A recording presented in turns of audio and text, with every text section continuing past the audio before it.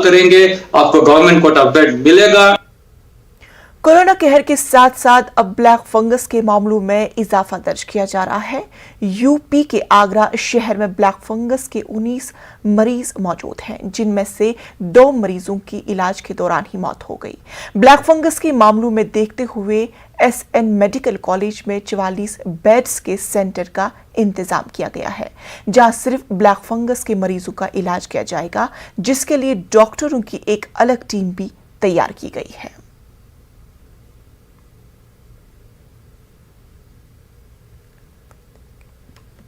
तमाम शहरों के साथ साथ अब ताज के साथ आगरा में भी ब्लैक फंगस कहर बरपा रहा है और आगरा के एसएन मेडिकल कॉलेज में ब्लैक फंगस के 2 मरीजों की मौत हो चुकी है।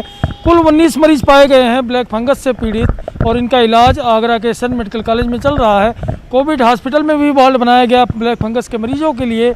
इसके अलावा ईएनटी डिपार्टमेंट में है वार्ड और 4 मरीजों का वार्ड बनाया गया है। मेडिसिन डिपार्टमेंट में तो कुल 44 बेड हैं, 19 मरीज हैं अब तक, और लेकिन 2 मरीजों की मौत हो गई है। तो इस तरह से ब्लैक फंगस को लेकर के व्यापक रूप से तैयारियां की गई हैं और 4 मरीजों का ऑपरेशन भी सफल हो चुका है, लेकिन 2 मौतें दुखदाई हैं उनके परिजनों के लिए।